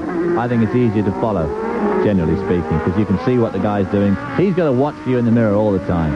No pressure. Okay, at 55 laps completed here at the Hungaroring in Budapest, Hungary, round 10 of the World Driving Championship. It's Ayrton Senna leading by the narrowest of margins over his challenging teammate Alain Prost of France. Thierry Boutsen is third. Gerhard Berger of Austria is fourth. Riccardo Patrese of Italy is fifth. And Nigel Mansell of Great Britain is sixth. They're the point getters right now at the stage with 20 laps of competition remaining before the checkered flag waves over a man who will certainly deserve to win today's Grand Prix race. Now, maybe he's going to do it this time. That's the closest they've been coming off that corner. But I think that Senna's definitely got a little bit more welly down that straight. He definitely pulls away from Prost as they come down the straight. I think Senna is a bolder driver than Prost and probably has less wing on that McLaren car than the Prost. And Boutsen is right there as these two guys dice for the lead. Which is what makes me think that Senna's holding them up. And it has done most of the afternoon. I think if Mansell had got round Senna earlier on, he would have pulled away too. Prost definitely has an advantage on the brakes there. You can see him close up in every braking situation. So I don't think that there's a braking problem with Mr. Senna's car, but Prost is definitely using those brakes much harder, and Mr. Boutsen loves it. As you said earlier, he's hoping these two guys eliminate Take each other out, yeah. You think Boutsen's been saving himself? I don't think so, no. But, of course, don't forget the normally aspirated cars weigh in at 50 pounds less than the turbocharged cars. On the start line weight, they weigh a little bit more because they're allowed to carry a lot more fuel than turbocharged cars. But as the race wears on and we're coming down to the closing laps here, the normally aspirated cars, like series, will, in fact, weigh less than the turbocharged cars, which is quite a help on a very twisty track like with a lot of braking, a lot of turning. Less than 20 laps to go in this exciting Hungarian Grand Prix. The top three leaders right in front of us there in the same picture, something we've not seen all year long on the Formula One circuit, but this is making up for it all. Well, if I was Alain Prost now, I'd be getting a bit rattled because I'd feel that Senna was holding me up and I'd feel that Boutsen was getting dangerously close again. But I think that Alain Prost has got a lot of intelligence, and I don't think he probably is getting rattled. If it was me, I'd be definitely getting a bit edgy out there now. Now, notice the turbo cars pull away from Boutsen's normally aspirated part of the straightaway. It's just like they're on a string being pulled ahead. There's the spot that Prost tried to pass earlier. Made it only for a moment. 19 laps to go. Thierry Boutsen driving a tremendous race today. He's had 2 or 3 very good races this year. There's the Benetton team, and there's the USF and GT. And the Eddie Cheever in the pits, the only American in this Hungaroring Grand Prix. It looked like it was an extended pit stop for sure. They were taking off the engine cover. Too bad for the Americans of Eddie Cheever and his fans, and of course the USF and G team. I will open up to about 4 car lengths, and here Alain Prost closes in. He is not letting Ayrton Senna out of his sight in this Hungarian Grand Prix. We'll be back for more of this exciting race in 1 minute. Well, Alain Prost's concern about winning now transfers to holding second as Thierry Boutsen has moved in. Ayrton Senna has apparently turned up the boost on that number 12 McLaren to pull out to a bigger lead than he's held almost all race long. I don't know that Senna's pulled out the boost. I think that Prost has dropped off the pace a little bit, which would explain why Thierry Boutsen is so all over him. I don't know what's happened to Prost's car, but it looks just a little bit skaty to me a few corners back, and I'm wondering if he's got a problem with his tires. If Mr. Senna has turned up the boost, he's not worried about fuel. The turbocharged cars are allowed to start with 150 liters of fuel. That's a restriction put on them by the FIA this year, reducing it to that amount over the last 2 seasons. For the normally aspirated cars, they are unlimited on fuel. Of course, they don't want to carry any extra due to the fuel weighs almost 8 pounds a gallon. So they have to be very considerate in measuring out their fuel to go just the distance, just enough. But he certainly has no fuel problems as he goes around another back marker. That's 4 cars between the leaders, between Senna and Prost, and Senna is making short work of them. Behind Boutsen, in 4th place is Gerhard Berger in the Ferrari. 5th is Nigel Mansell, and 6th place is Mauricio Gugelmin in the March. And I think 7th now is Derek Warwick. Yeah. And in fact, that looks like another Williams there going slowly. Is that Patrese going slowly? When he went by, I believe it was Mansell. I can't believe that they are lapping the 5th place car, but the helmet that I saw could have been Mansell's. Interesting to know here whether Senna's actually picked up speed or Prost has lost a bit. I think Prost perhaps lost a little bit something. Well, and Nigel Mansell coming into the pits. It was Nigel Mansell we saw. He's slowing very much. It does not look like a routine pit stop. No. They are doing a tire change. You're right, John. It is a routine pit stop. I'm sorry. 7 seconds, 8 seconds. They must have a handling problem. Something was certainly disturbed on this car. It is his second stop, and this time I think it will cost him the point with only a few laps to go. 13 seconds in the pits with 16 laps to go. Tough break for Nigel Mansell. Remember, he's driving with chicken pox.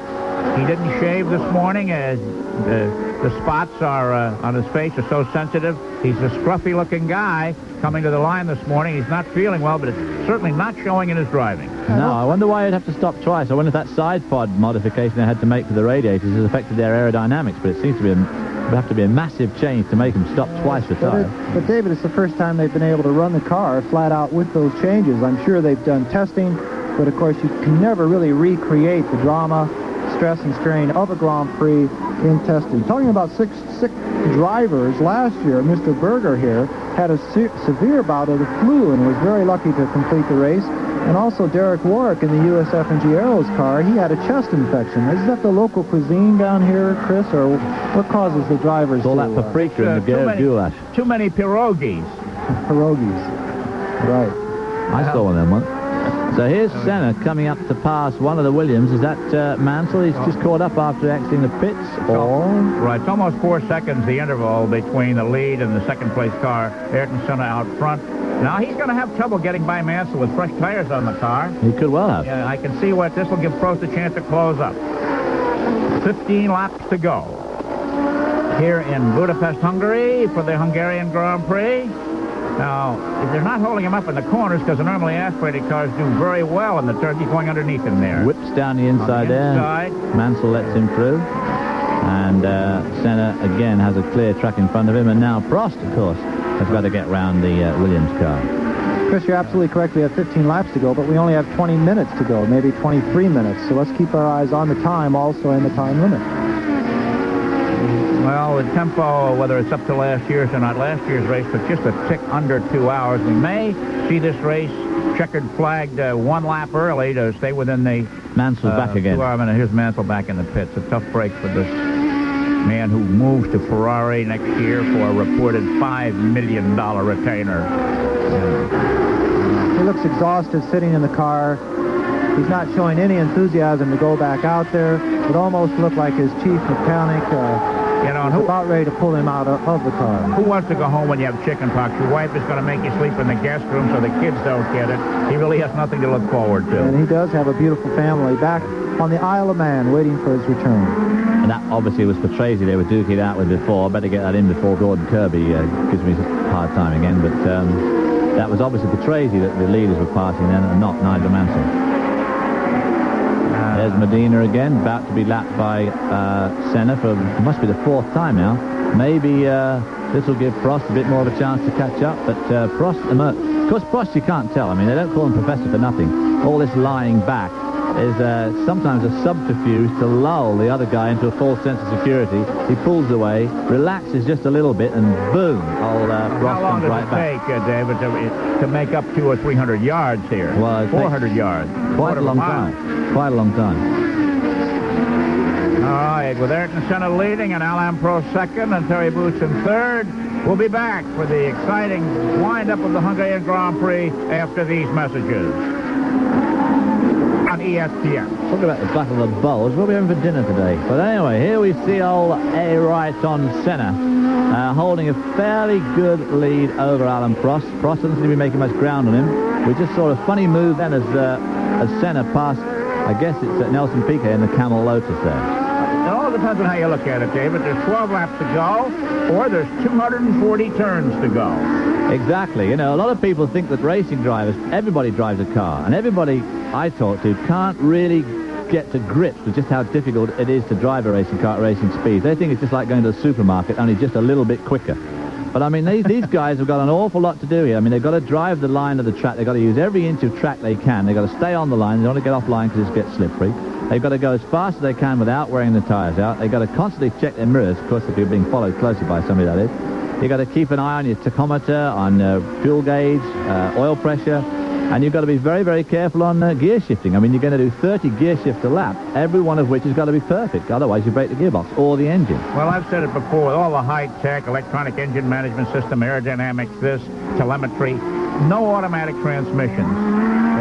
Well, they had their chance at the Hobbs Mechamatic some 30 years ago, and they blew it then. Colin Chapman, we had made a 5-speed unit for Colin Chapman, the old Hobbs transmission factory, way back in 1965. We made a 5-speed transmission for Colin. The Hobbs Whatomatic? The Hobbs Mechamatic. Mechamatic. With which I first stunned the world with his performance in a Lotus Elite. How about that?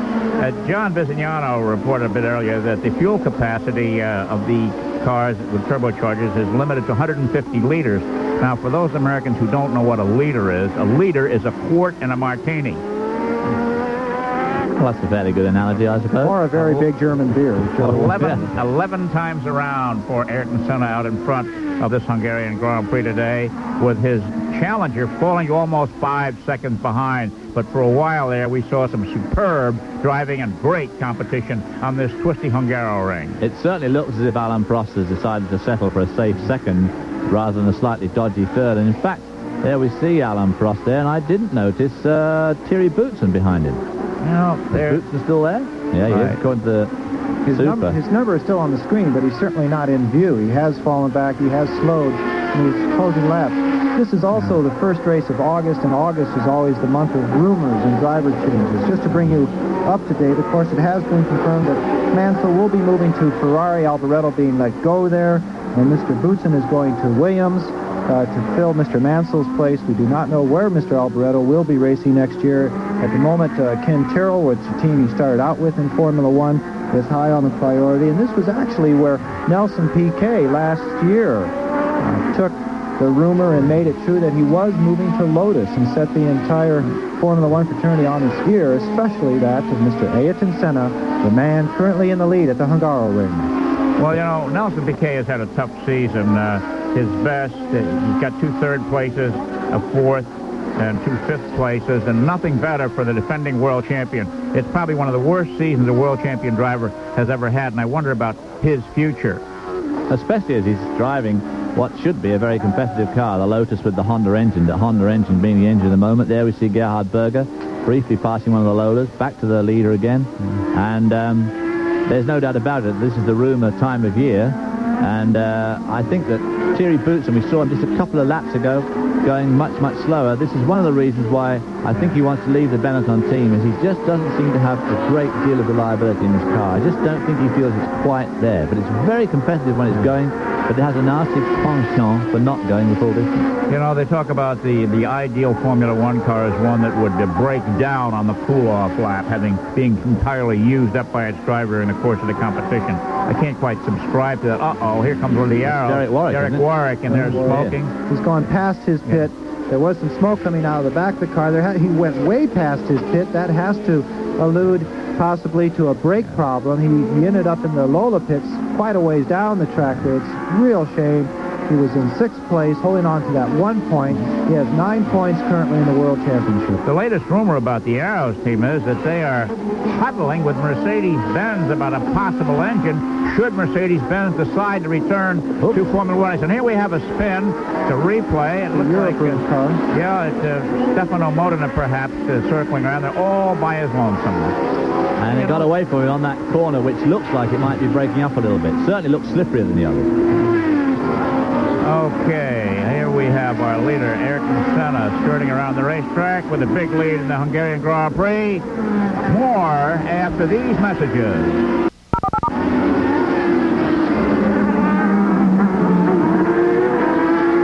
Alain Prost second. Thierry Boutsen in the normally aspirated Benetton Ford lies third, and the intervals are widening here in the closing laps of this 1988 Hungarian Grand Prix. Well, it certainly looks as if Alain Prost has decided that discretion is the better part of valor today. He gave Senna a tremendous run for his money just a few laps back, but has obviously decided to settle for a safe second spot. And Thierry Boutsen looks as if he's done the same for third, too, because he's dropped way off the pace with Alain Prost. Second place. Many years ago, the great American driver Bill Schindler told me that second place is losing. 7 laps to go. I'm afraid he's right. I mean, you do, in fact, you either win races or lose them. And it's very irritating when you come second or third in a race and someone comes up and tells you had a great day, and you really haven't had a great day at all, because there's only one place to be. Well, it's also 6 championship points, and I think rather than Mr. Prost abusing his car, running it the maximum with the brakes possibly getting in more and more trouble, I feel the problem with the car are the brakes, that he has overheated them in fairly brave attempts to try and get by his teammate, Mr. Senna, and therefore he has collected another 6 points. It's true that Mr. Senna has another 9 points, and it all adds up. But still, rather than abusing the equipment into a DNF, he has gone for the 6 points. And he has got another 6 races to go, of course. Yeah, getting back to winning and losing, Roger Penske's philosophy, and he'll be at the Michigan Speedway later today for that Michigan 500. It once was said to Roger that winning is everything, and Roger said, no, winning is the only thing. Well, it's about the right philosophy to have if you want to be a racing driver or own a racing team. And it's winding down here at the beautiful Hungaroring outside of Budapest on a 86-degree day Sunday, where the entire country of Hungary is listening to this competition on the radio. There's no other station you can turn to. The first time they had this Grand Prix, everyone showed up, the entire bowl, as we see the leaderboard there. Senna, Prost, Boutsen, Berger, Gugelmin, and Patrese now taking over that 6th place after Derek Warwick went into the pits with the USF&G Arrows. The entire crowd was around this bowl, and we were all down in the paddock in the pits, and we're used to everyone screaming and hollering, and they had almost 200,000 people there that day talking. They didn't know what to do. They didn't know how to scream, holler. The giant wave has not quite made it all the way to Budapest yet, and there they were, just this low talking all the way around the bowl that we were all down inside. It was a very strange and a very different atmosphere at the Grand Prix. Well, of course, they're not used to any sort of racing, let alone Grand Prix racing, so I guess it takes a bit of getting used to for them. A lot of them go to Austria for the Austrian Grand Prix, of course. They cross the border into Austria. Well, there is no Austrian Grand Prix this year, and they expected many of the Italians over here. But 40% of the people at the Austrian Grand Prix were from behind the Iron Curtain, if I can still use that phrase, or they were Eastern Bloc countries. People from Eastern Bloc countries, 40% at the Austrian Grand Prix. Well, behind Ayrton Senna in the lead, of course, is Alain Prost and Terry Boutsen. In 4th place is Ferrari-mounted Gerhard Berger of Austria. Then it's Mauricio Gugelmin of Brazil in the March, number 15. Then it's Riccardo Patrese of Italy in the Williams, number 6. And then Satoru Nakajima of Japan in the car number 2 Camel Lotus. Then Yannick Dalmas, who was upside down twice in yesterday's practice in car 29 Lola. Nelson Piquet, who's been in and out of the pits today, the world driving champion in car number 1, the Camel Lotus Honda. And then it's Stefano Moden in car 33. We saw him spin earlier, and he's been playing gentleman moving over. He's poking along. There we have the top dozen drivers in the competition here as the closing laps unfold here. And Alain Prost falls to almost 6 seconds behind his Brazilian rival. And this, gentleman, may well be the most deciding race counting toward the World Driving Championship. Well, they'll come out of this race with equal points, right? If they finish like they are now. They'll be tied, but Senna will have won 6 races to Prost 4. A tough handicap to overcome in the remaining competitions. Because there's no reason to suppose that Senna won't be incredibly competitive in all those races as well. And he's already dropped out of 2 races with mechanical problems, although he did have the one crash at Monte Carlo. Yeah. But, of course, Alain Prost has had a pretty blessed year so far, and you've got to think that during the course of a 16-race season, he's bound to drop out of at least one more race. I mean, they just can't be that reliable, although they certainly seem to be at the moment. One never knows. Now, here we have a possibility for trouble with slower cars in front of leader Ayrton Senna, with Alain Prost now maybe picking up a little bit of that interval. Well, Tarquini let him through straight away, but he's now got to get past Modena, who I'm sure is aware he's there and has been very good so far looking in his mirrors. There he does it. You'll see the flagman waving that blue flag off to the side of the track. Of course, the blue flag is the passing flag, and they assist the slower car by waving that flag so that he knows someone quickly is coming up behind him. A small thing to know here at the Hungaroring is that they use the largest aerodynamic wings possible for this particular circuit because of the lack of grip and because of its layout, a very tough, twisty circuit, actually more corners than straightaways, and sometimes these larger aerodynamic wings will block the driver's rear view more than the ultra-fast wings that they use at the ultra-fast circuit. So they really do have to wave those blue flags, and they're doing an excellent job of it. For a bunch of marshals that only see race cars once a year, they're doing an excellent job. You know, it's interesting. In Formula One racing over here in Europe, you hear the word grip, but every course you go to, grip. The car doesn't have any grip. The car has good grip. The car has average grip. You don't hear that word in the United States at all, no matter where you go racing. It's really interesting to me, David. What do they call it over here, then? Well, it's just not talked about, really. Not enough downforce. Well, is the other way to you know, say it. and then on dirt tracks, you're talking about getting a hold of the racetrack, but it isn't as big a thing in stateside racing as it is in Formula One. Of course, the drivers aren't getting paid millions of dollars, win, lose, or draw either, and have to justify why they're not up front. Well, there might be one reason for that, is the fact that there is a standard tire in Formula One. I know there's a standard tire in Indianapolis-type racing also. But the fact that they are using a standard tire this year, it's a little bit harder tire than they've used in the past, due to the fact that if the Goodyear can make a tire that goes throughout the entire race with no competition behind them from another tire company, then they only use half the tires that they would use if they made a softer tire that would give more grip. Well, it's interesting. Look here, close going. The tire situation to me is interesting, where in the past, when the horsepower was up, before they cut the turbo boost down, everybody stopped for tires because that extra horsepower was chewing up the rubber. Now they've cut the horsepower back, and we're seeing races going green to checker without any stops for tires, the exception today being Nigel Mansell, whose car obviously was not up to par. No, I think you'll find, too, if you go to the paddock at Mid-Ohio or Elkhart Lake or one of those street circuits where an IndyCar race, I think you'll find that people like Rick Mears and Mario Andretti certainly talk about grip, too. I mean, just the same as these guys do. Because they have aerodynamic devices just the same. In fact, they have the cars with the full aerodynamic bottoms, as it were. And these guys, of course, have got the flat-bottom cars now.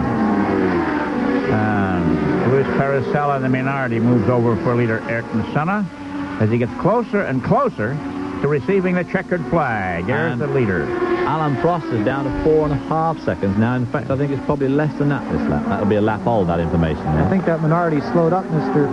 Senna a bit, and Prost likes to see him drawn in a bit by traffic. We don't see too much traffic in front of Senna in these last few laps. There around that corner, you can see it's somewhat a clear track. It's a very disturbing time for a driver now. He has 4 laps to go.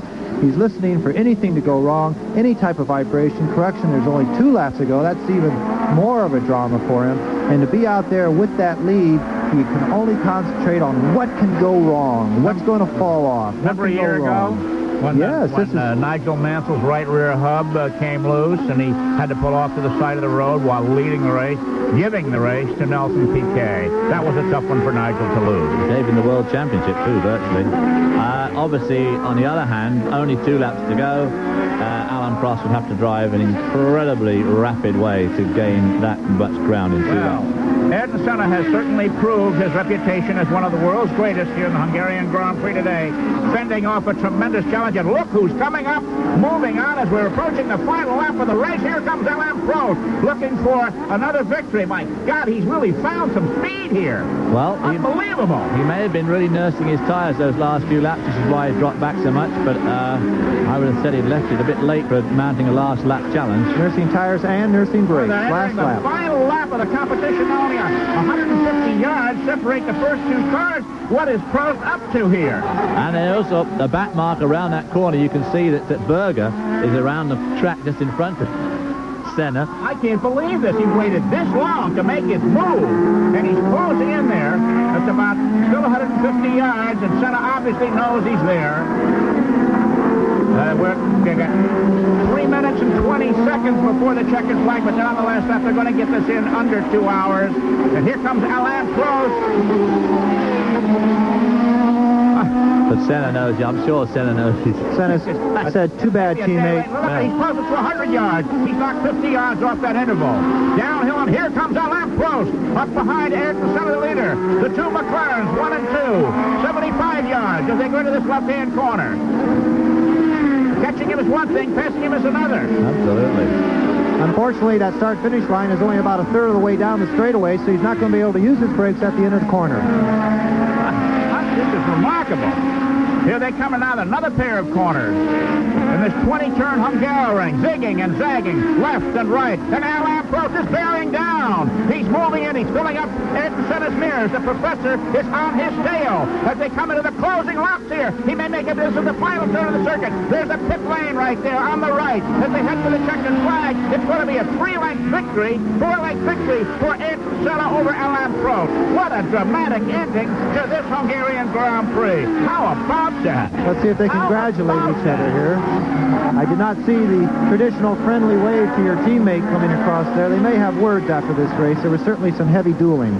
Well, there was some really interesting going there, but I don't think anybody misbehaved in that action that the two had early in the race. Oh, I don't think so. I think it was all very well done. Everybody, I mean, to do it without running into each other was incredibly precision driving there. Well, and they both knew exactly what was happening the whole time, so I don't think that's going to be a problem. Well, as I said earlier, the Hungarian Grand Prix 1988 will be the race that people talk about as being one of the finest ever held and the finest of the year. We'll be back to wrap up here at the Grand Prix of Hungary after these messages.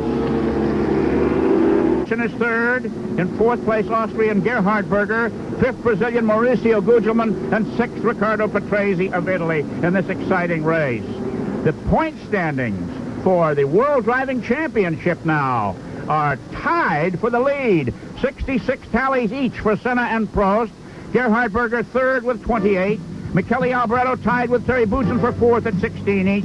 And Nelson Piquet sixth with 15. Let's take a look now at that dramatic pass on the track that's so spiced to this competition today. Ayrton Senna's leading.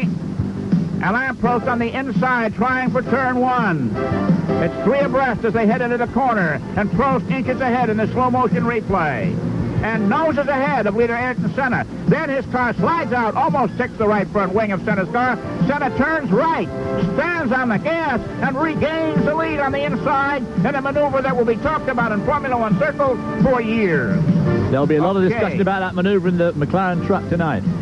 That's right. Our pick six choices here. John Bizignano wins with 15 points by having the winner and the second place driver. David Hobbs, your second with 9 points for picking the winner. I had to be satisfied with 3 points for picking Gerhard Berger for fourth place. And there we are, Gerhard Berger. It's been a great day of racing at the Hungaroring. There's Gerhard Berger walking up pit road with his bottle of specially vitamin-added water. Again, Ayrton Senna the winner, Prost second, Boutsen third, Berger fourth, Gugelmin fifth, and Patrese sixth at the Hungaroring outside of Budapest, Hungary. Next race, the Grand Prix of Belgium at Spa on August 28th, again live on ESPN here, covering all of the Formula One races that remain on the 1988 schedule. Will Ayrton Senna or Alain Prost become the 1988 World Championship? Stay tuned to us here on August 28th, a huge crowd of over 100,000 on the outskirts of Budapest, Hungary for the only Formula One race.